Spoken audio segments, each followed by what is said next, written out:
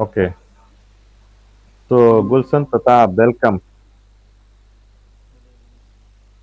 हाँ हाँ, अपना वीडियो ऑफ कर लो और हम टॉपिक पढ़ा रहे हैं, उसको ध्यान से सुनो। हाँ, कोई नहीं।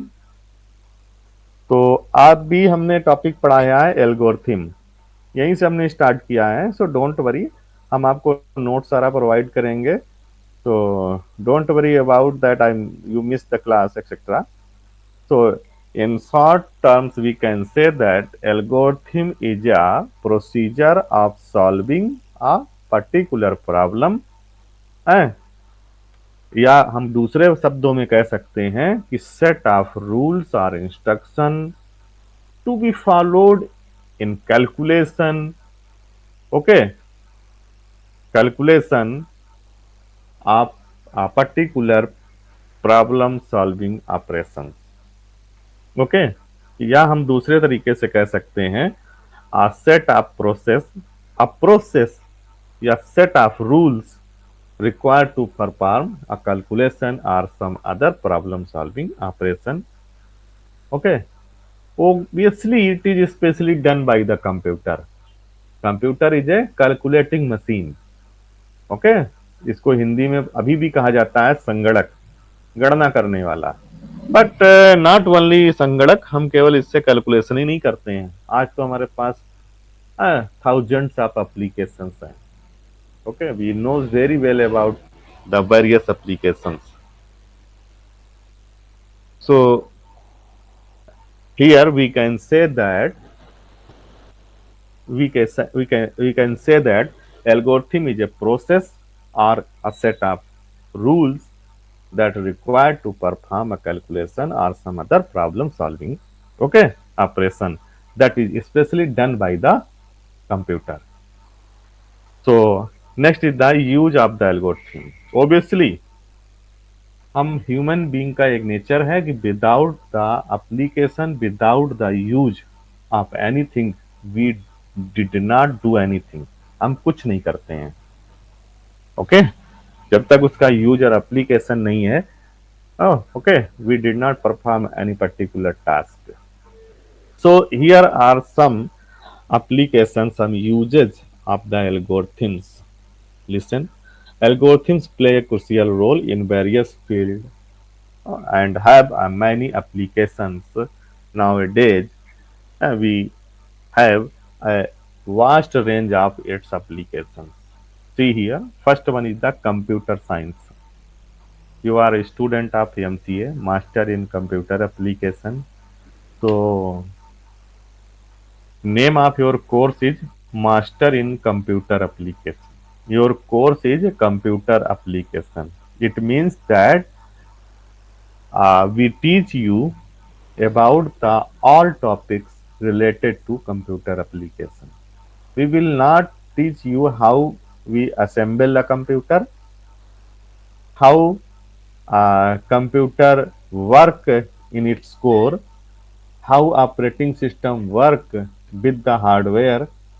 okay, I will teach you all the topic about application of computer। but beside these topic, we also introduce some basic terms about the computer, about its software like operating system। हम वैसे कोई software आपको नहीं पढ़ाएंगे कि नहीं आप कह रहे हो कि sir this type navigation system software हमें पढ़ाया जाएगा। Not like that, we will teach you about the some core concept of the computer and some basic of software like operating system। okay, operating system is a software that work with the hardware। Computer device एक electronics device है जो कि आपका hardware के form में है। तो operating system interact with this hardware and it takes some input value by the programmer, by the user, and provide some output। now five people are here, three, and who is the two? Me and other one। okay, my mobile and laptop both are here। so See here, use of the algorithm. Computer science. Algorithms form a basis of computer programming. Okay. Algorithm का Good. Meaning है कि किसी भी task को perform करने का step by step procedure, not only the problem related to computer, not only the problem of calculation. Okay, it is not only the problem of calculation, it is not only the problem related to computer, any type of the problem. Okay, you have a problem, definitely you wish a particular solution of the problem, and you wish a desired solution of that particular problem. So having a problem and to get a expected solution of that problem, there is a certain steps to solve this problem. So a bunch of specific steps, certain steps, finite steps to solve such a problem is known as algorithm. So in computer programming and are used to solve a problem ranging from simple sorting and searching to complex tasks such as artificial intelligence and machine learning. ये थोड़ा सा example high class का हो गया है कि artificial intelligence and machine learning की जो कॉम्प्लेक्स टास्क हैं उसको सॉल्व किया जाता है। अभी आप लोग फैमिलियर नहीं है, you are not familiar with the artificial intelligence and also not familiar with the machine learning. Okay, so we just give a simple and good example that, for example, I provide you 10 number of 2 digit. हमने आपको 2 digit की 10 number provide किए, like 11, like 17, like 89, like 27, like 30, like 42।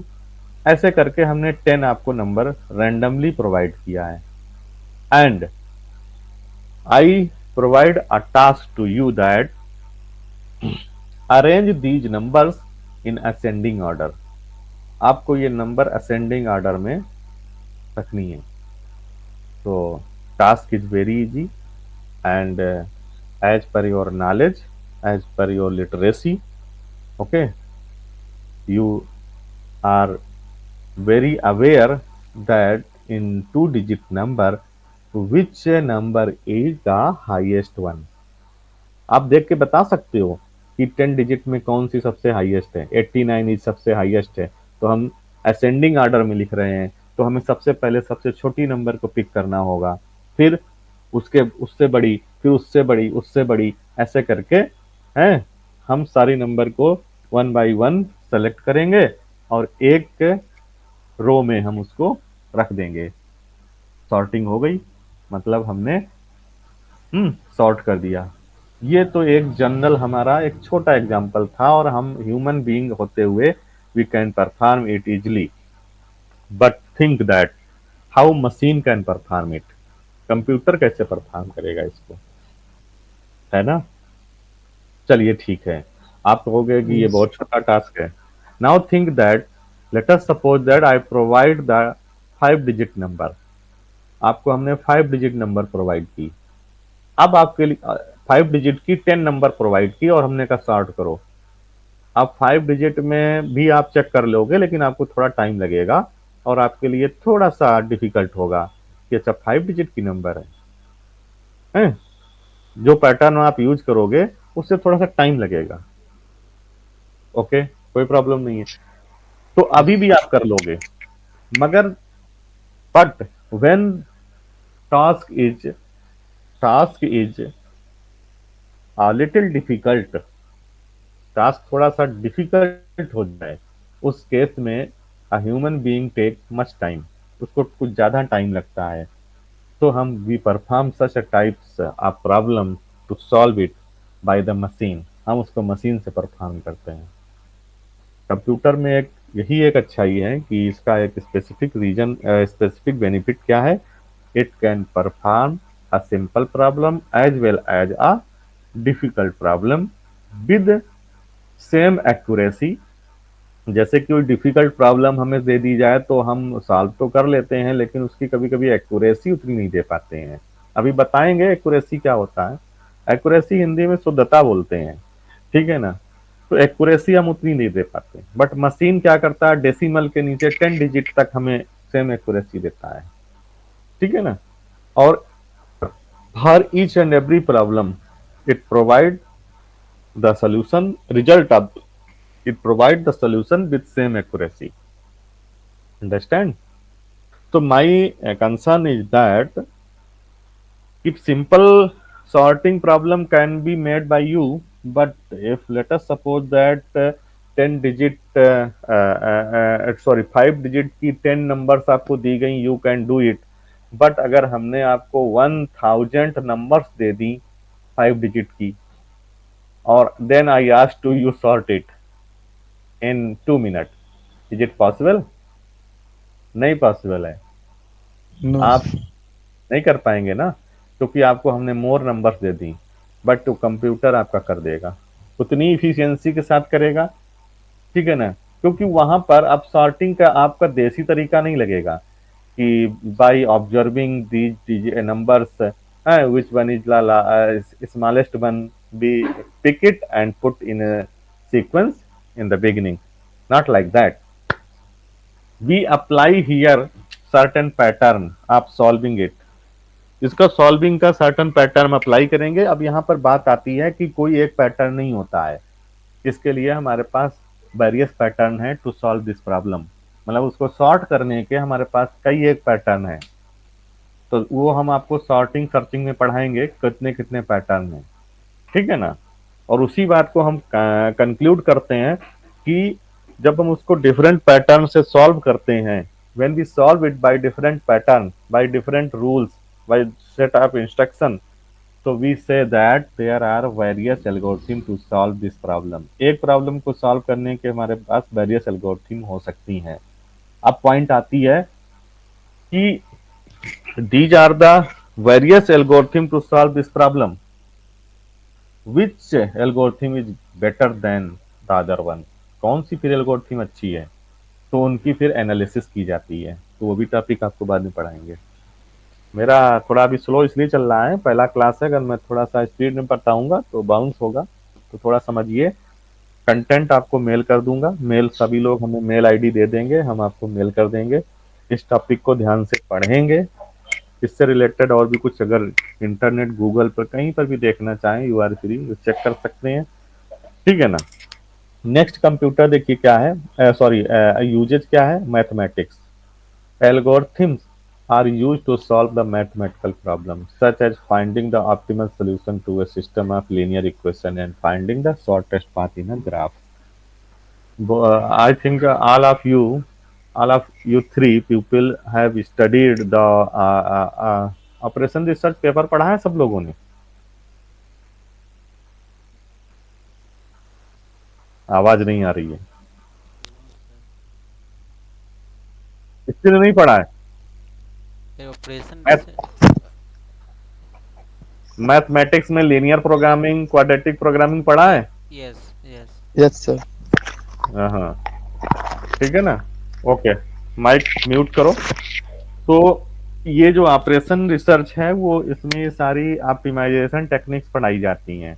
Linear programming क्या है, एक optimisation technique है, लेकिन अब हम बहुत एक्सपेक्ट नहीं करते हैं आप लोगों से। मैथमेटिकल जो प्रॉब्लम है हमारी पास, linear programming, linear programming actually है क्या, ये एक ऑप्टिमाइजेशन टेक्निक है, ठीक है। इसमें हम प्रॉब्लम को लीनियरली सॉल्व करते हैं, क्वाड्रेटिक में हम क्वाड्रेटिक वे में सॉल्व करते हैं।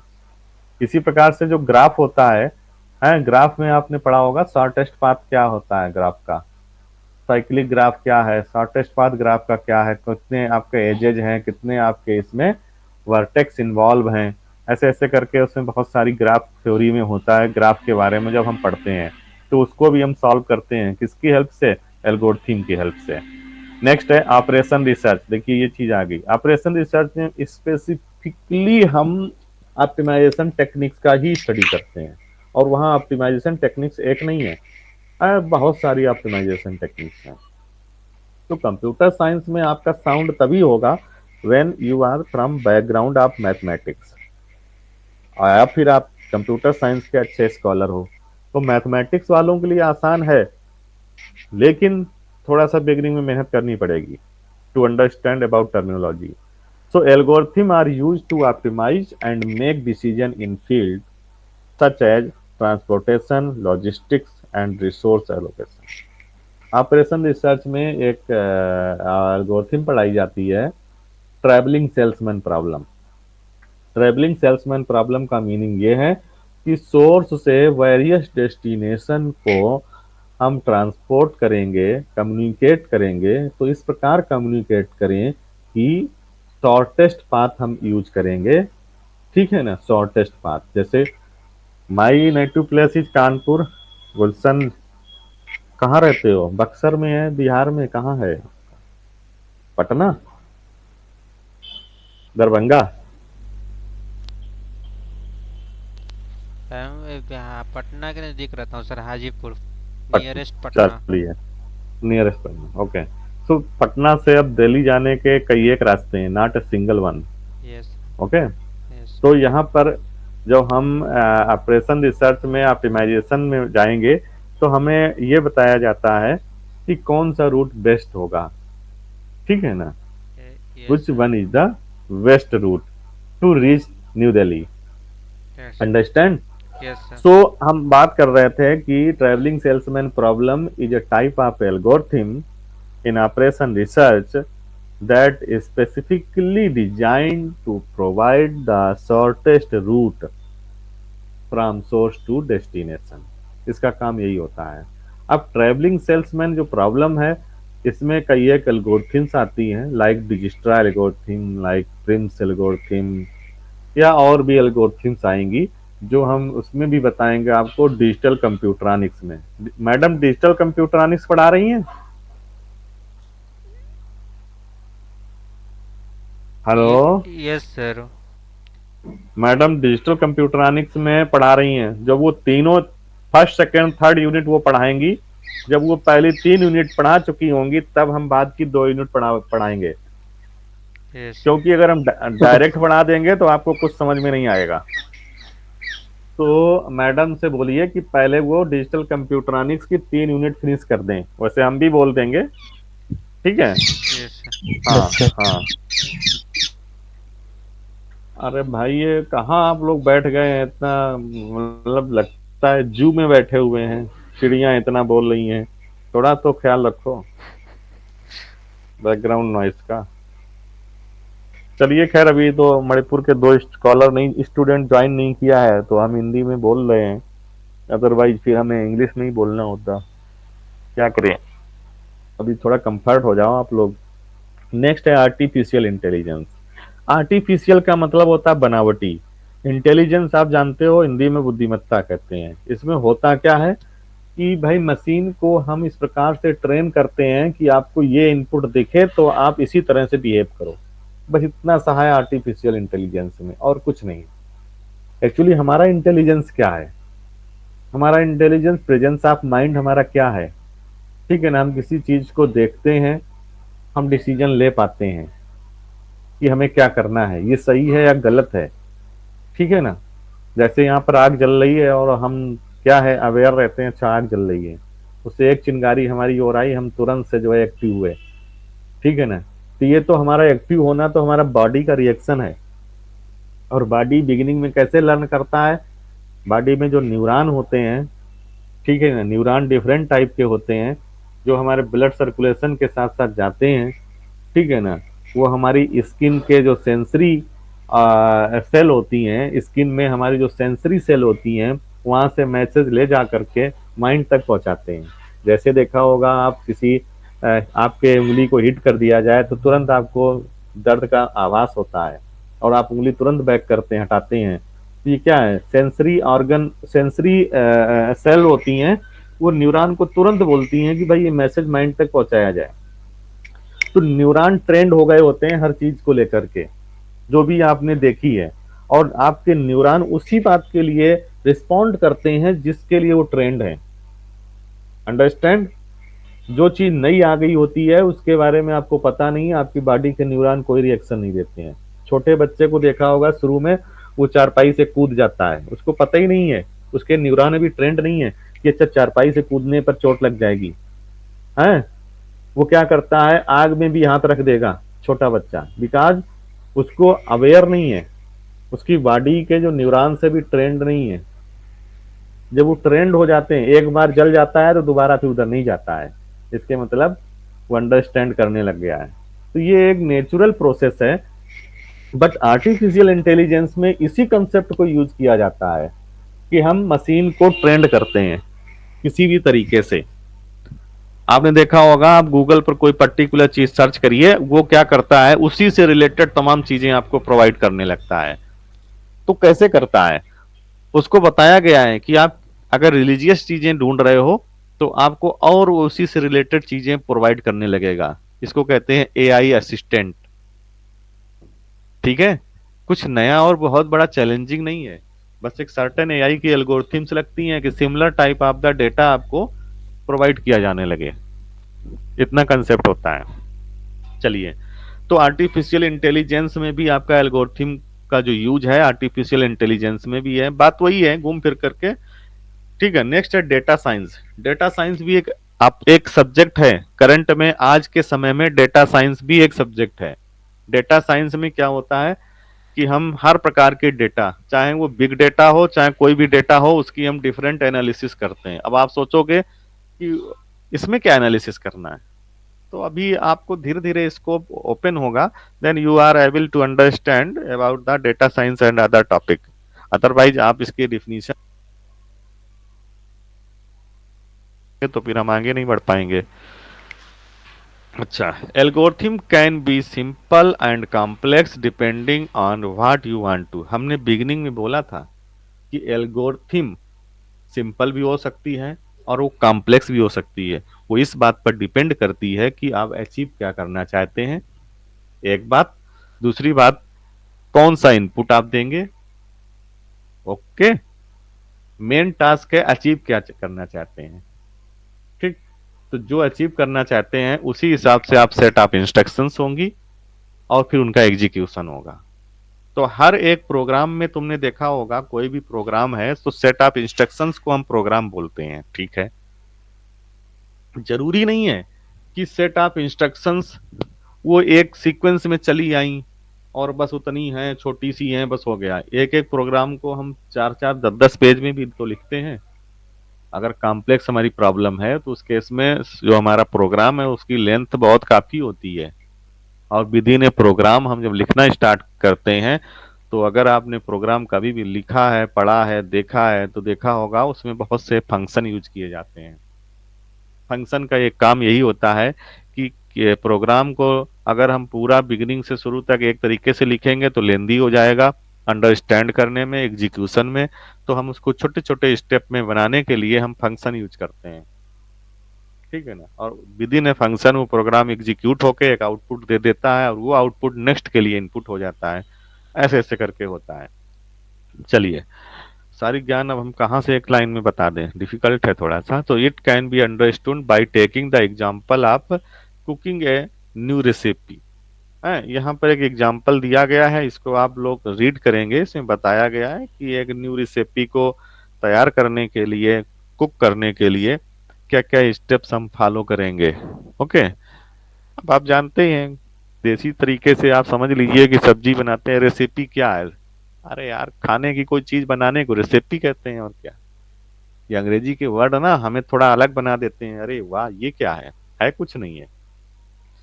ठीक है, language make me different like that. तो ऐसा कुछ नहीं है, रेसिपी वही है। आलू बैंगन की सब्जी कैसे बनानी है, सिंपल सी बात है, वही प्रोसीजर है, आप सब जानते हैं, मैं क्या बताऊं। ठीक है, तो रेसिपी का मीनिंग ये है कि सर्टन पैटर्न है, वहां सेट ऑफ इंस्ट्रक्शंस होती हैं कि पहले आपने कढ़ाई में थोड़ा सा कुकिंग ऑयल डाला। ऐसा नहीं हो सकता है कि पहले आपने सीधे उसमें जो है मसाला डाल दिया और फिर आप बाद में कुकिंग ऑयल डाल रहे हैं, ऐसा नहीं होता है। तो सेट ऑफ इंस्ट्रक्शंस होती हैं, उनका सर्टेन पैटर्न होता है कि कौन किसके बाद आएगा, सर्टेन ऑर्डर होता है। तो ऑर्डर बहुत नेसेसरी है, याद रखिए। What is the need of algorithm, ये हम बताएंगे आपको। Algorithm are necessary for solving complex problem efficiently and effectively. ये दो वर्ड यूज हुए हैं, इफिशिएंटली एंड इफेक्टिवली, आपको याद रखना चाहिए कि किसी भी प्रॉब्लम को सॉल्व तो हम कर सकते हैं, लेकिन इफिशिएंटली कर सकते हैं क्या? ह्यूमन बीइंग नहीं कर सकते हैं। इफेक्टिवली कर सकते हैं, बड़ा मुश्किल है। तो एल्गोरिथम्स जो हमारा है are necessary for solving complex problem efficiently. Efficiently का मतलब है कि प्रॉब्लम जैसी है उस हिसाब से कम टाइम लगना चाहिए। अब जब भी हमने बोला था कि अगर हम आपको 200 नंबर दे दें 5 डिजिट की और आपसे कह कि असेंडिंग ऑर्डर में लिखो, तो आपको काफी समय लगेगा। आप लिख लोगे, ऐसा नहीं कि आप लिख नहीं पाओगे, हो सकता है आपको 2 घंटे लग जाए। अब ये 200 नंबर्स थी, अगर हम इसी नंबर को 800 नंबर्स कर दें 5 डिजिट की, तो आपको और टाइम लगेगा। ठीक है ना? तो सर। इफिशियंसी आपकी वीक हो जाएगी। They help to automate process and make them more reliable, faster and easier to perform. Automate process, process को ऑटोमेट करने में हेल्प करता है। जैसे आप प्रोग्राम लिखते हो तो उसमें क्या होता है, हर एक इंस्ट्रक्शन को चलाया नहीं जाता है, बिगिनिंग से वो चलता है और सारी इंस्ट्रक्शन को एक एक करके लेता जाता है। बीच में अगर कोई फंक्शन है उसको भी एग्जीक्यूट करता है, आउटकम्स निकालता है, और फिर वो नेक्स्ट यूज करता है, और ऐसे कंटिन्यू प्रोसेस होता रहता है। इसको बोलते हैं automate process. Algorithm also enable computers to perform task and that would be difficult to impossible for human to do manually. मतलब बहुत से ऐसे टास्क हैं जिनको मैनुअली हमारे द्वारा करना इम्पॉसिबल है। ठीक है ना? हम बताएंगे आगे पढ़ाते समय कौन कौन से टास्क हैं, तो उसको हम इस मशीन से परफॉर्म करवा सकते हैं। दे आर यूज्ड, जैसे एक एग्जांपल हम बताएं आपको, छोटा सा एग्जांपल हम लेते हैं। आप एक दो मैट्रिक्स का मल्टीप्लिकेशन सबको आता है, आता है? You can yes multiply sir. Two matrix. Yes. दो हाँ, matrix A and B can be multiply by using a symbol A cross B. Okay, so A और बी को मल्टीप्लाई कर सकते हैं। Let us suppose that A और B having the order of 3 into 3। A का order 3 cross 3 है, B का भी ऑर्डर 3 क्रॉस 3 है, या ए का ऑर्डर 3 क्रॉस 2 है और बी का ऑर्डर 2 क्रॉस 4 है। तो हम मल्टीप्लाई कर सकते हैं। मल्टीप्लिकेशन के लिए नेसेसरी कंडीशन होती है फर्स्ट मैट्रिक्स की जो होती है, वो नंबर ऑफ कॉलम और सेकंड की नंबर ऑफ रो इक्वल होनी चाहिए, तभी मल्टीप्लाई हो सकता है। तो अगर हमारे पास नंबर ऑफ रो यानी उसका ऑर्डर 3 क्रॉस 3 है और 3 क्रॉस 4 है, तो हम इजिली मल्टीप्लाई कर सकते हैं। 4 क्रॉस 3 है तो कर सकते हैं। लेकिन अगर ऑर्डर हमारे पास बड़ा कर दें, अब हम आपको एक मैट्रिक्स देते हैं ए जिसका ऑर्डर है 5 into 5, और बी का भी ऑर्डर है 5 into 5। इन दैट केस आप मल्टीप्लाई कर लेंगे, लेकिन आपको थोड़ा टाइम लगेगा। अब आप थोड़ा और आगे बढ़िए। अब हम ए का जो ऑर्डर है उसका ऑर्डर लेंगे हम 100/200, और बी का हम ऑर्डर लेंगे, ठीक है ना, 200/300। अब आपसे बोलेंगे मल्टीप्लाई करो, ठीक है? Is it possible? पॉसिबल है, अभी भी पॉसिबल है, बट इतना टाइम कंज्यूमिंग है, हो सकता है आपको 3 दिन लग जाए। ठीक है? यस क्योंकि सर। हर हर एक रो में आपके 300 एलिमेंट हैं, उनको करस्पॉन्डिंग 300 एलिमेंट के साथ मल्टीप्लाई करके ऐड करना है, तब एक एलिमेंट जनरेट होगा। बट कंप्यूटर से अगर करेंगे ना, तो ये काम आपका कुछ सेकंड में परफॉर्म हो जाएगा। अब थोड़ा और आगे बढ़िए। एक मैट्रिक्स, हमारी पहली वाली मैट्रिक्स है 3 into n order. N is the any number. N का हमने स्पेसिफाई नहीं किया कितना नंबर है, कोई भी नंबर ले लो आप एन। तो हमने एन ले लिया, 3 into n ले लिया, और दूसरी मैट्रिक्स हमने बी को कंसीडर किया an into m। अब यहाँ पर एन एम हमारे वेरिएबल हैं, फिक्स नहीं है। आप मल्टीप्लाई कर पाएंगे? नहीं कर पाएंगे, ये आपके लिए इम्पॉसिबल हो गया। इसको कंप्यूटर कर सकता है, बट सिंपल कंप्यूटर वो भी नहीं कर पाता है। इसके लिए अपने सॉफ्टवेयर होते हैं। ठीक है ना, उनसे इसको परफॉर्म कराया जाता है, और वो भी कुछ टाइम लेता है, कुछ मिनट लेता है, सेकंड नहीं, some minute, like that, understand. So impossible वाली बात यहाँ पर यही थी कि आपसे मैनुअली इम्पॉसिबल है। अब आप कहोगे सर यह नियम जब पता ही नहीं तो कितनी बार मल्टीप्लाई करें, आप एक क्वेश्चन रेज करोगे ना, तो वहां पर एक पैटर्न फॉलो किया जाता है, वहां पर एन और एम का जानना जरूरी नहीं होता है। एन एम एक नंबर्स हैं, वेरिएबल्स हैं। चलिए आगे चलिए, they are use in various field such as mathematics, computer science, engineering, ये तो हमने ऊपर बताया है। फिनेंस में भी यूज होता है, and many other to optimize process, analyze data, make prediction and provide solution of a problem। Current में आपने स्टॉक मार्केट सबने सुना होगा, शेयर मार्केट, स्टॉक मार्केट, रोज एनालिसिस होती है। Yes sir. और जितनी भी आपके डेटा की एनालिसिस होती है, इस सब को एनालिसिस के लिए एल्गोरिथम की जरूरत पड़ती है। बिना एल्गोरिथम की ये एनालिसिस कुछ नहीं हो पाएगी। हाँ, ठीक है ना। जितनी भी ये मार्केट की एनालिसिस किया जाता है, क्योंकि आजकल सभी मनी मेकिंग में लगे हुए हैं, पैसा बनाने में, तो ऑब्वियसली है शेयर मार्केट एक ऐसा प्रोसेस है कि हाँ शेयर बढ़ रहा है, घट रहा है, एक्सेट्रा एक्सेट्रा, तो lots of engagement are there, लोग बहुत से लगे हुए हैं, तो उस सब की एनालिसिस आपकी एल्गोरिथम की हेल्प से की जाती है। आपका डेटा होता है, पर्टिकुलर एल्गोरिथम्स है, उससे आउटपुट निकाला जाता है और डिसाइड किया जाता है कि नेक्स्ट कल आपका क्या सीन रहेगा किसी शेयर का। चलिए खैर हमारा वो एरिया नहीं है, we are moving further. What are the characteristic of algorithm, तो हमने इसमें देखिए डायग्राम में रिप्रेजेंट किया है, ये आपके सम कैरेक्टरिस्टिक ऑफ एल्गोरिथम्स हैं। पहला क्या है, वेल डिफाइंड इनपुट। जैसे कोई भी एल्गोरिथम है तो आप याद रखिए आपके जो भी इनपुट हैं वो वेल डिफाइन होने चाहिए। मतलब ऐसा हम कुछ नहीं कर सकते हैं कि इनपुट कुछ भी कर लें, यस क्लियर सर। है नहीं, ठीक है ना। अगर हमें दिल्ली को जाना है तो फिर हमारे इनपुट डिसाइड होने चाहिए, ठीक है ना, हमारे इनपुट डिसाइड होने चाहिए। हमें 2 नंबर को 10 नंबर को ऐड करना है तो वो जो नंबर हैं उनके बारे में प्रॉपर डिक्लेरेशन होनी चाहिए कि these number are integer, or these number are floating, or these number are double integer, or character. मतलब जिसको ऐड करना है, जिसका सम करना है, उसका नेचर क्या है। इसीलिए प्रोग्राम में सबसे पहले लिखा जाता है कि आपकी जो इनपुट है उसका टाइप क्या है। चलिए, क्लियर एंड अनएम्बिगुअस, ठीक है ना, क्लियर एंड अनएम्बिगुअस। आपका जो भी इनपुट आप दे रहे हैं, ठीक है ना, जो भी आपका मोटो है वो आपका क्लियर होनी चाहिए। अनएम्बिगुअस, एम्बिगुअस का मतलब होता है द्वैत, द्वैत का मतलब होता है डबल मीनिंग जिसका निकल रहा हो, दो दो अर्थ आ रहे हो, ठीक है ना, तो उसे एम्बिगुअस बोलते हैं। अनएम्बिगुअस का मतलब है कि उसके एक से ज्यादा मीनिंग ना आ रहे हो, ठीक। लैंग्वेज इंडिपेंडेंट होना चाहिए, कौन, एल्गोरिथम। एल्गोरिथम इस बात पर डिपेंड नहीं करती है कि एल्गोरिथम को हमने जो प्रोग्राम लिखा है एल्गोरिथम का, देखो एल्गोरिथम अलग चीज है, प्रोग्राम अलग है। लेकिन कहोगे सर शुरू से बताए हो सेट ऑफ इंस्ट्रक्शन, अरे सेट ऑफ इंस्ट्रक्शन में हमेशा ये थोड़ा ना होता है कि सी प्लस प्लस की इंस्ट्रक्शन लिखी जाए या सी की लिखी जाए या जावा की लिखी जाए।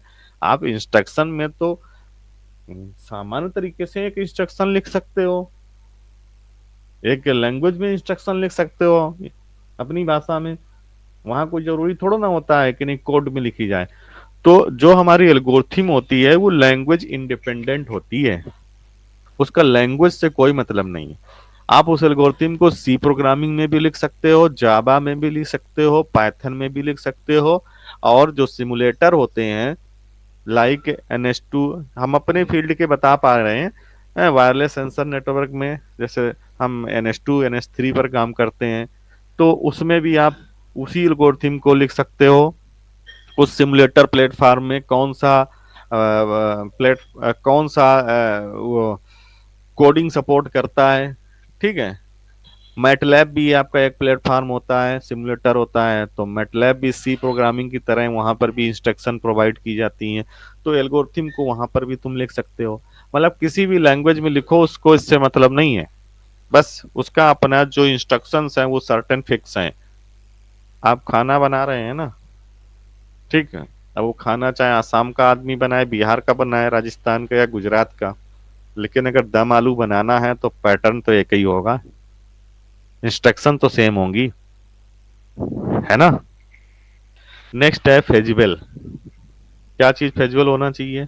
एल्गोरिथम। अब इस फेजिबल क्या चीज होती है?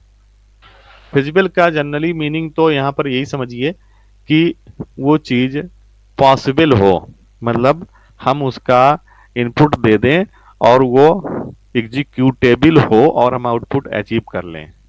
ऐसा नहीं है कि हम देते जा रहे हैं और वो हो नहीं रही है, हो नहीं रही है, और निकला भी तो बड़ा लटके झटके में निकला और थोड़ा क्लियर क्लियर भी नहीं है आउटपुट भी उसका। तो फिजिबल होने का मतलब है कि हम उसका सोल्यूशन गेन कर लें, आउटपुट हमें मिलना चाहिए। नेट है, अगला है फाइनाइटनेस होनी चाहिए। मतलब फाइनाइटनेस मतलब जो इंस्ट्रक्शन हम दे रहे हैं वो हमारी फाइनाइट होनी चाहिए, हम इनफाइनाइट इंस्ट्रक्शन नहीं दे सकते हैं। अदरवाइज वो प्रॉब्लम, कंप्यूटर कहाँ चला जाएगा? लूप में चला जाएगा।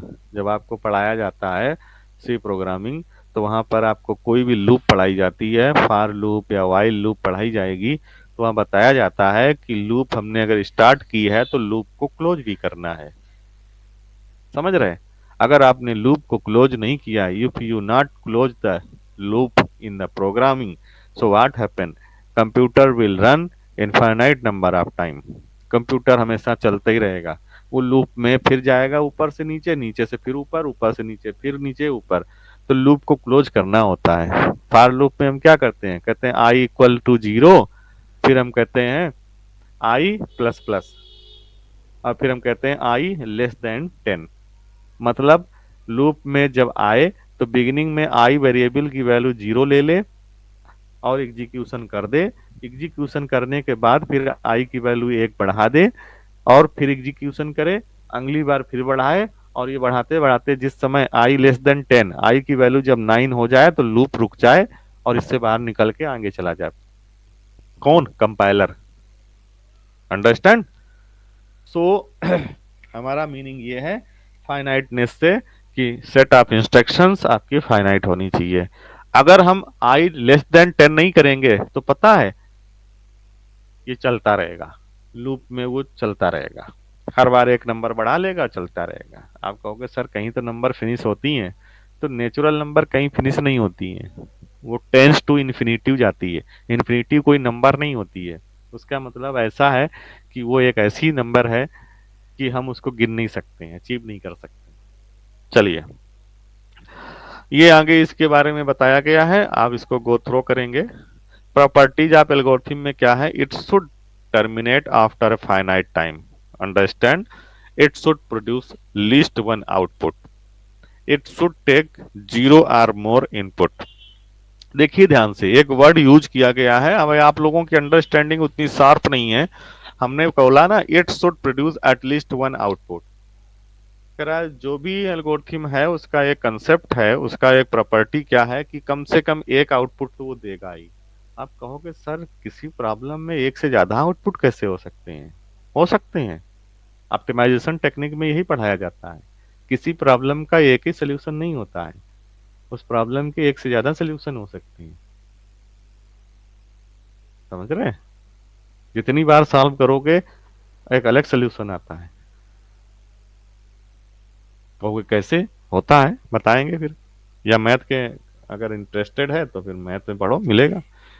It should take zero or more input, मतलब इनपुट जरूर उसको लेना चाहिए, ठीक है। अब फिर कंडीशन आ गई, it should take zero or more input.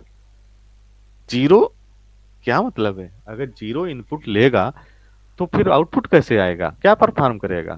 तो अभी ऑटोमेटा थ्योरी सेकंड सेमेस्टर में पढ़ाया जाएगा, वहां पर फाइनाइट ऑटोमेटा और डिटर्मिनिस्टिक और नॉन डिटर्मिनिस्टिक फाइनाइट ऑटोमेटा जब पढ़ाया जाता है तो वहां पर यही अंतर होता है कि जो नॉन डिटर्मिनिस्टिक होता है उसमें वो इनपुट की बात ही नहीं करता है, ठीक है ना।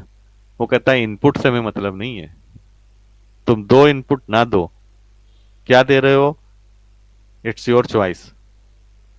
इसीलिए इसने यहाँ पर लिखा हुआ है, इसके अगर ध्यान से देखोगे ना तो ये खुद ठीक लिखा है, गलत नहीं कुछ है। It should be deterministic means giving the same output for the same input case.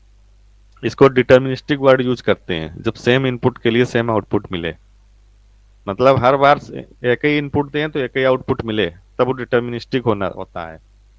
अगर हर बार हम एक इनपुट दे रहे हैं और बार बार अलग अलग आउटपुट मिल रहा है तो वो फिर बोला जाता है नॉन डिटर्मिनिस्टिक। याद रखिए। चलिए टाइप ऑफ एल्गोरिथम, अभी हमने बोला था ना कि एल्गोरिथम के हम वेरियस टाइप्स आपको बताएंगे, तो देखिए यहाँ पर बहुत से टाइप्स के एल्गोरिथम है। किसी भी प्रॉब्लम को सॉल्व करने के तमाम तरीके हैं, उसमें हम कुछ आपको झलक दिखाएंगे, वैसे हैं तो एल्गोरिथम बहुत सारी। सबसे पहले आपकी है ब्रूट फोर्स एल्गोरिथम। ये क्या है? It is simplest approach to solve a problem. Brute force algorithm is the first approach that comes from to finding when we see the a problem. Brute force. आगे पढ़ेंगे हम greedy algorithm. Greedy algorithm है इसमें क्या? एक minute. हाँ है greedy algorithm, ठीक है ना। ब्रूट फोर्स को हम शॉर्ट में बताएंगे, वैसे एल्गोरिथम एनालिसिस में ये चीजें आती हैं सारी डिफरेंट टाइप। इसकी एक बुक आती है, कोरमैन की बुक आती है, देखें आपको सजेस्ट की गई है कोरमैन बुक।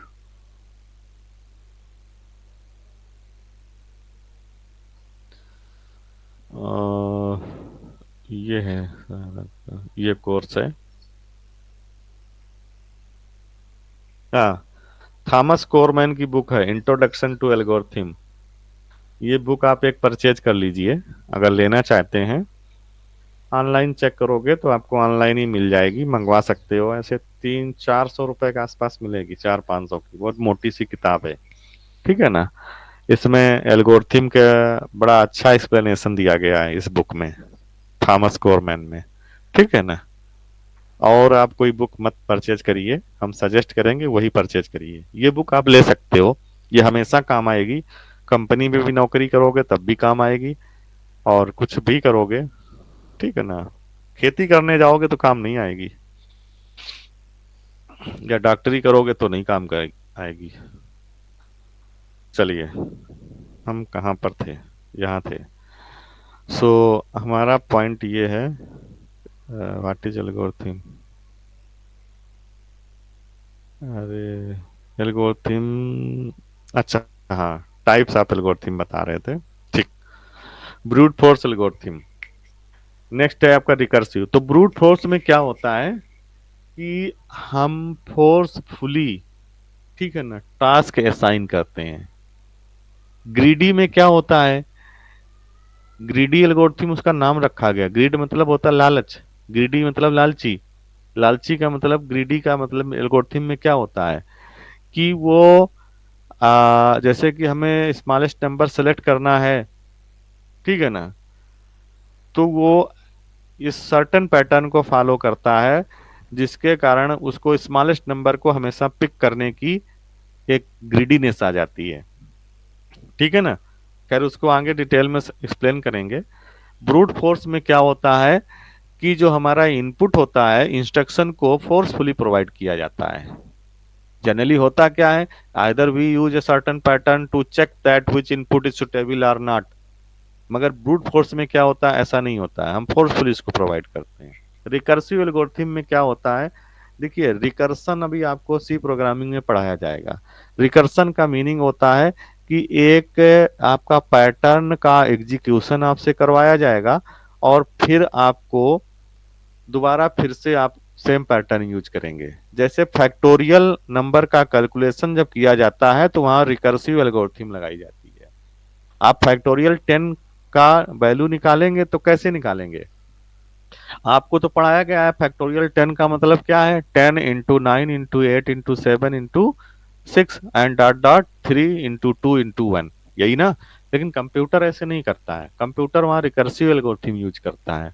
वो क्या करता है कि जब फैक्टोरियल 10 है तो वो 10 को रिकॉग्नाइज कर रहा है और उसको कुछ नहीं पता है, तो क्या कर देता है, वो एक प्रोग्राम लिखता है जिसमें वो 10 into करता है फैक्टोरियल 9 का। अब फिर लूप चला दी जाती है, तो अगली बार वो 10 into 9 factor into factorial add कर देता है और फिर लूप चला दी जाती है, तो बार बार रिकर्सिव होता है, तो उसे रिकर्सन एल्गोरिथम, रिकर्सिव एल्गोरिथम बोलते हैं। बैक ट्रैकिंग में क्या होता है कि वो पहले बिगिनिंग से चला जाएगा लास्ट तक, और फिर लास्ट से वो आपका बैक ट्रैक होगा, ठीक है ना। और हम डिटेल नहीं बता रहे हैं इसके बारे में। सर्चिंग एल्गोरिथम भी है आपके पास, इसके बाद सॉर्टिंग भी आपकी है एल्गोरिथम, सर्चिंग सॉर्टिंग है। सॉर्टिंग में मेनली हम सॉर्टिंग ही करते हैं, बहुत सारी सॉर्टिंग एल्गोरिथम है, एक नहीं है। हैशिंग एल्गोरिथम है, divide and conquer. Divide and conquer में हम बताएंगे कि जब कोई बड़ी और कॉम्प्लेक्स प्रॉब्लम होती है तो जनरली हम उसको एक टाइम में सॉल्व नहीं कर पाते हैं, and computer are not able to deal such type of problem to write this algorithm in in a one way in a certain pattern. So we divide into different parts into its sub part, हम इसको सब parts में divide करते हैं, and then we solve it in sub part and further we club its solution and we get a final solution. ठीक है ना।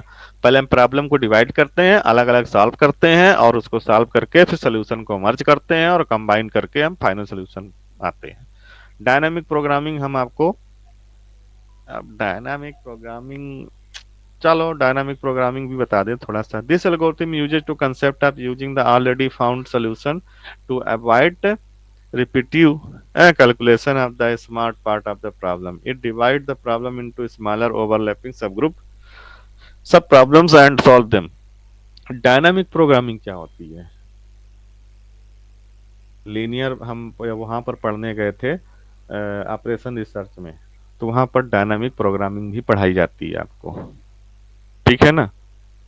अब ये डायनामिक चलो आगे बताएंगे एग्जांपल में, अभी यहाँ पर तो बताना बड़ा डिफिकल्ट है किस किस चीज को बताएं। आगे रैंडमाइज्ड एल्गोरिथम, ठीक है। रैंडम का मतलब ये होता है, जैसे नहीं आप प्रोबेबिलिटी में पढ़ते थे कि randomly we draw a coin, what is the probability of getting the head, obviously 1/2। Randomly मतलब अपनी इच्छा अनुसार हमने उठा दिया, रैंडमली ऐसे पत्थर फेंक दिया, ऐसे नहीं होता है, वही रैंडम होता है। तो पहले तो आप उसका मीनिंग समझो, तब रिलेट कर पाओगे, तो आपको याद रहेगा और आसान भी रहेगा। नहीं तो बहुत से टाइम कंफ्यूज रहोगे कि रैंडम क्या होता है। आगे एडवांटेज ऑफ एल्गोरिथम में क्या है, it is easy to understand, means when we put a problems in the form of algorithm, किसी एल्गोरिथम किसी प्रॉब्लम को हम अगर सॉल्व करते समय एल्गोरिथम फॉर्म में लिखते हैं तो उसे समझना आसान होता है। Algorithm is a step wise representation of solution to give a given problem.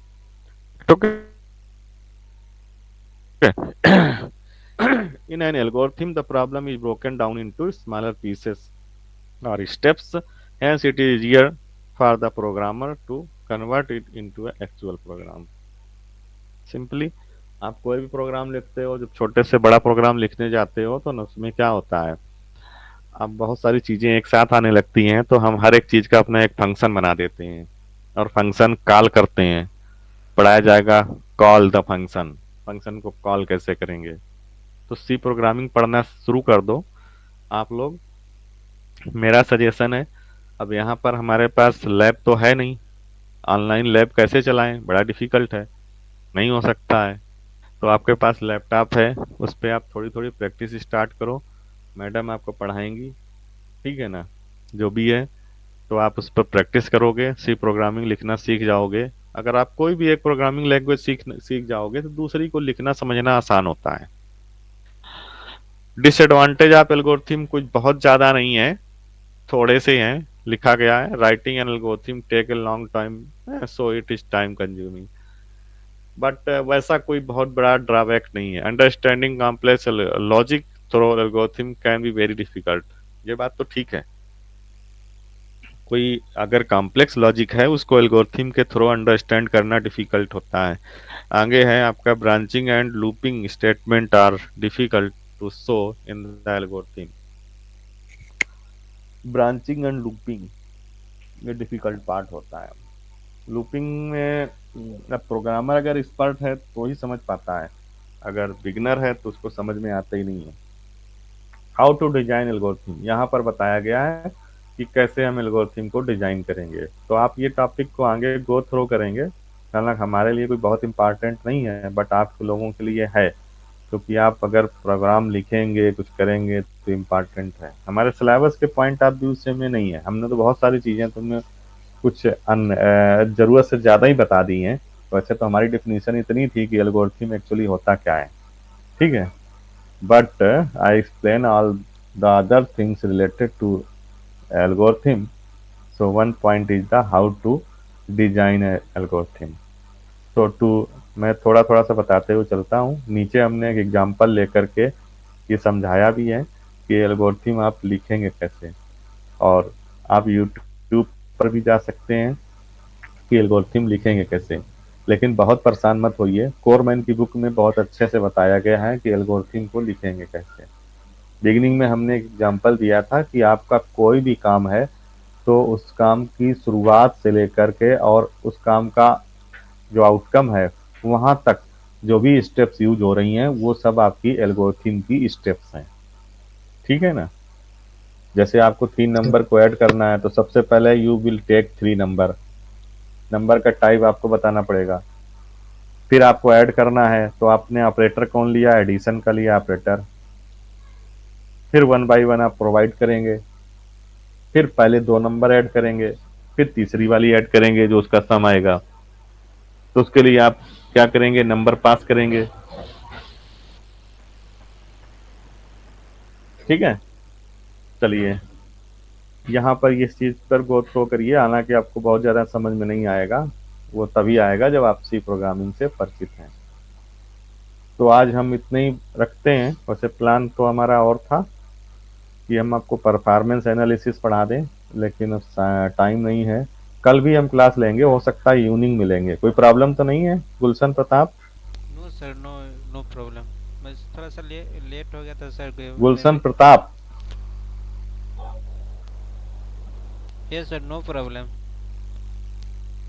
हाँ हम कल इवनिंग में क्लास लेंगे और हम आपको करीब 3-4 बजे मैसेज ड्रॉप करेंगे। लिंक आपका सेम रहेगा, हर दिन क्लास का लिंक थ्रू आउट सेमेस्टर यही लिंक हम यूज करेंगे, कोई प्रॉब्लम नहीं है, ठीक है ना। आप रेडी रहेंगे, हम 3 बजे 4 बजे टाइम डिसाइड करेंगे कि शाम को कितने बजे लेंगे, ओके। क्योंकि हाँ आप थोड़ा सिंसियर हो जाओ, हमारे पास भी तमाम सारे कंस्ट्रेंट होते हैं इंस्टीट्यूट के, ठीक है ना। जैसे कि अभी तक एडमिशन ही के खेल खेलते रहे ये लोग बैठ करके 2.5 महीने, 2.5 महीने तक एडमिशन ही नहीं क्लियर कर पाए। अब एग्जाम बोल रहे हैं दिसंबर में होंगे, तो डोंट वरी, वो आपका हेडक नहीं है, हम आपको तब तक पढ़ाएंगे, सब पढ़ाएंगे, पूरा पढ़ाएंगे। चलिए हम क्लास को क्लोज करते हैं। कोई क्वेश्चन किसी को? No sir. ओके।